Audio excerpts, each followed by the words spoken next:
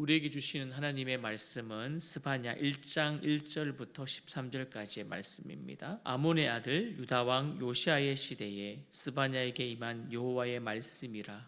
스바냐는 히스기야의 현손이요 아마랴의 증손이요 그다랴의 손자요 구시의 아들이었더라.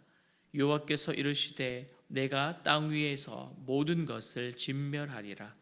내가 사람과 짐승을 진멸하고 공중의 새와 바다의 고기와 거치게 하는 것과 악인들을 아울러 진멸할 것이라. 내가 사람을 땅 위에서 멸절하리라. 나 여호와의 말이니라. 내가 유다와 예루살렘의 모든 주민들 위에 손을 펴서 남아 있는 바알을 그곳에서 멸절하며 그 말림이란 이름과 및 그 제사장들을 아울러 멸절하며 또 지붕에서 하늘의 뭇별에게 경배하는 자들과 경배하며 여호와께 맹세하면서 말감을 가리켜 맹세하는 자들과 여호와를 배반하고 따르지 아니하는 자들과 여호와를 찾지도 아니하며 구하지도 아니하는 자들을 멸절하리라. 주 여호와 앞에서 잠잠할지어다. 이는 여호와의 날이 가까웠으므로 여호와께서 희생을 준비하고 그가 청할 자들을 구별하셨음이니라. 여호와의 희생의 날에 내가 방백들과 왕자들과 이방인의 옷을 입은 자들을 벌할 것이며 그날의 문턱을 뛰어넘어서 부악과 거짓을 자기 주인의 집에 채운 자들을 내가 벌하리라. 나 여호와가 말하노라. 그날의 어문에서는 부르짖는 소리가 제2구역에서는 울음소리가 작은 산들에서는 무너지는 소리가 일어나리라. 막데스 주민들아 너희는 슬퍼울라. 가나안 백성이 다 패망하고 은을 거래하는 자들을 끊어 썼음이라.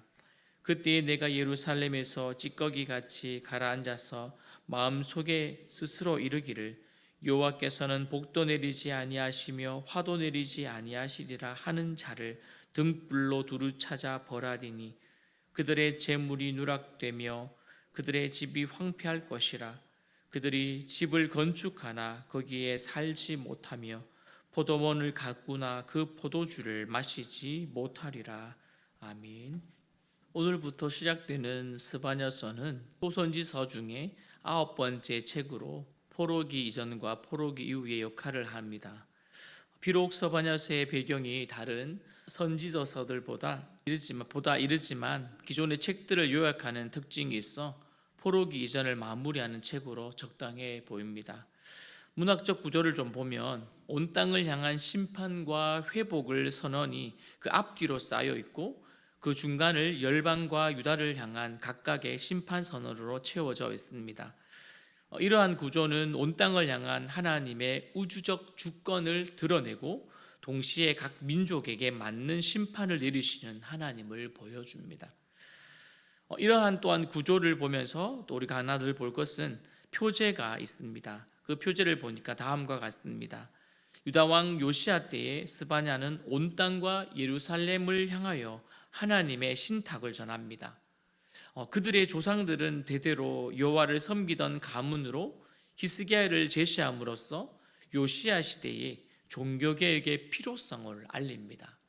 그러나 악한 왕 므낫세의 55년간의 통치로 히스기야의 종교개혁을 무색하게 되었고 또 8살의 왕조에 오른 어린 왕이 당장 변화를 도모하기에는 너무나 절망적인 상황이었습니다. 그래서 당시 힘있는 왕의 타락은 사회 전반의 타락을 불러왔고 어느새 하나님을 잃어버린 채 나라를 암흑의 세계로 만들어 버렸습니다. 여러분, 오죽하면 하나님께서 유다의 패망의 원인을 이렇게 말씀하셨을까요? 열왕기하 23장 6절에 26절에 보면 이는 므낫세가 여호와를 경노하게 한 그 모든 경노 때문이라 라고 기록되어 있습니다. 이렇게 힘든 시기에 어린 왕 요시야의 통치는 너무나 부족했을 것입니다. 그리고 급변한 개혁을 하기에는 세상은 여전히 악했고 그리고 므낫세는 죽었지만 여세는 건재했습니다. 그럼에도 새로운 변화는 시작되었죠. 오늘 스바냐서가 그러한 내용들이 있습니다. 어느 시대나 개혁의 선구자들이 있듯이 스바냐 또한 새 시대를 향한 개혁의 바람을 일으킵니다. 여러분 1절을 다시 한번 읽겠습니다. 아몬의 아들 유다 왕 요시아의 시대에 스바냐에게 임한 여호와의 말씀이라. 스바냐는 히스기야의 현손이요 아마랴의 증손이요 그다라의 손자요 구시의 아들이었더라. 상세한 족보와 함께 스바냐 1장, 이 1장을 통해서 시작이 되어지죠. 그런데 4대 조상까지 기록하는 일회성을 보여줍니다. 그 이유에 대해서는 두 가지 견해가 있는데, 개인적으로 저는 후자의 견해가 조금 더 설득력이 있다고 생각합니다. 그 내용을 보면 이 1장에 나오는 이것은 히스기야를 언급함으로써 요시야의 종교개혁에도 힘을 실어주는 그런 한 내용을 오늘 후자에서는 언급을 하더라고요. 그러니까 히스기야의 언급은 스바냐의 신분을 짐작할 수가 있다. 즉 그가 우리가 말하는 왕족이며 또한 요시야의 친족임을 알 수 있고, 또 왕족들이 요시야의 종교개혁에 뜻을 같이 한다는 점에도 우리는 알 수가 있습니다. 성도 여러분, 이처럼 족보에 스바냐의 다른 정보는 전혀 없는데 1절을 통해서 우리가 이처럼 알 수가 있습니다. 근데 유다를 타락의 세계로 몰아가는 당시의 종교 그리고 정치의 지도자들을 비판한다는 점은 좀 특이합니다. 이것을 보면서 그가 왕궁과 지도자들에 대한 그 실태를 잘 알고 있기 때문에 이것을 지적할 수 있는 그런 사람이다라고 또 더불어 알 수가 있습니다. 어쨌든 스바냐서는 1절을 통해서 좀 특별하게 시작을 합니다.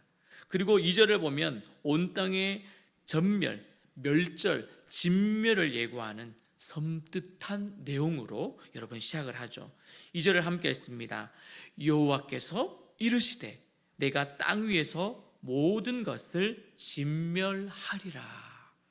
여러분, 온 우주를 향한 심판의 선언으로 시작되면서 그 대상은 하나님이 창조하신 생명체들이었습니다. 생명체. 여러분, 그 안에는 하나님께서 창조 세계의 모든 창조물들과 유다와 예루살렘 거주민들의 멸망도 함께 포함되어 있습니다. 마치 창세기에 나오는 노아 시대처럼 온 세상이 심판받고 창조 이전으로 되돌아갈 것 같은 그런 내용으로 시작을 합니다. 창세기 6장 7절에 보면요, 이르시되 내가 창조한 사람을 내가 지면에서 쓸어버리되 사람으로부터 가축과 기는 것과 공중의 새까지 그리하리니 이는 내가 그것들을 지었음을 한탄함이니라 하시니라. 이렇게 기록되어 있습니다. 여러분, 이처럼 하나님께서 자신의 피조 세계를 심판하시겠다라고 하는 강력한 선언을 2절부터 시작을 하십니다. 여러분, 인간의 죄악 단지 개인의 차원에 그치지 않음을, 그리고 창조 세계에 영향을 미치고 하나님께서 세우신 선한 질서를 파괴하는 심각한 결과를 초래한다라고 생각을 합니다. 여러분, 스바냐는 이러한 선을 통해서 당시 유다 사이에 깊이 뿌러내려져 있는 우상 숭배, 그리고 사회적 불의, 영적 무감감을 예리하게 폭로하고 있습니다. 더구나 심판의 이유는 다름 아니라 사람들의 죄 때문이었습니다. 이것이 인간이 타락한 결과이지요. 7절부터 보면 기록된 멸망의 날은 곧 다가올 여호와의 날로 그려지면서 그날을 우리는 여호와의 날, 희생의 날, 분노의 날, 또한 진노의 날로 점점 강하게 묘사하고 있습니다. 7절에 보니 주 여호와 앞에 잠잠할지어다. 이는 여호와의 날이 가까웠으므로 여호와께서 희생을 준비하고 그가 청한 자들을 구별하셨음이니라 라고 기록되어 있습니다. 스바냐는 7절을 통해서 단호하게 이렇게 외칩니다. 어떻게 해요? 여호와 앞에 잠잠하라. 잠잠하라. 그동안의 요란한 소리를 멈추고 여호와의 행하심을 기다리라 라는 외침입니다. 그 이유는 무엇입니까? 곧 여호와의 날이 임할 것이고 여호와께서 인간의 역사에 직접 개입하시기 때문입니다. 그렇다면 어떤 일이 벌어질까요? 성경에 나오지요. 온 땅에 울부짖는 소리로 채워집니다. 하나님이 또한 타락한 사람들을 찾아다니며 직접 그들을 멸하실 것이므로 온 땅이 통곡의 소리로 채워질 것입니다. 10절에 보니 그날에 어문에서는 부르짖는 소리가, 제2구역에서는 울음소리가, 작은 산들에서는 무너지는 소리가 일어나리라. 여러분, 그동안 강자들의 갖은 수탈과 착취로 채워졌던 그 힘없는 자들의 울음소리 대신에 지금은 어떤 소리로 가득 찬다고 말합니까? 힘 있는 자들의 통곡 소리로 채워진다고 말합니다. 이처럼 성 안에는 죽음과 파멸의 소리가 가득하니 그들은 울 수밖에 없었습니다. 여러분, 그날이 오기 전에 우리는 어떻게 해야 할까요? 심판을 벗어날 수 있는 유일한 방법은 무엇일까요? 그것은 오늘 성경에 보니 오직 여호와를 찾고 구하는 것이 유일한 방법입니다. 왜냐하면 안전하다고 생각하는, 즉 망대도, 또한 그동안 끌어모아가지고 채워놨던 은도 금도 그들을 구해주지 못하기 때문입니다. 그렇다면 이스라엘 백성들은 하나님 앞에서 자신을 낮추고 그분의 뜻을 경청하며 자신의 죄악을 돌이켜야 되는 것이죠. 우리들은 어떠합니까? 우리도 오늘 이 본문을 보면서 하나님 앞에 겸손하게 자신의 교만과 안일함을 버리고 생사화복을 주관하시는 하나님만을 온전히 섬기게 될 줄 믿습니다. 세월이 지나도 변치 않는 믿음, 그리고 어떤 상황에서도 사랑의 수고를 멈추지 않는 그 행동은 우리가 하나님 앞에 바로 서 있는 하나님의 자녀임을 우리에게 알려주는 것이겠지요. 오늘 하루도 우리의 삶을 통해서 오늘도 우리의 주변에 일어나는 그 일들을 보면서 우리가 어떻게 살아야 하는지, 그리고 서바냐서를 통하여 우리에게 보여주는 하나님의 그 심판의 그 날을 우리는 주목하고, 특별히 여호와의 날이 우리에게도 분명히 있음을 우리는 잊지 않고 살아야 될 줄 믿습니다. 우리가 있는 그 자리에서 오늘 하루도 하나님의 뜻에 따라 살아가는 저와 여러분이 되어지기를 주님의 이름으로 축원드립니다.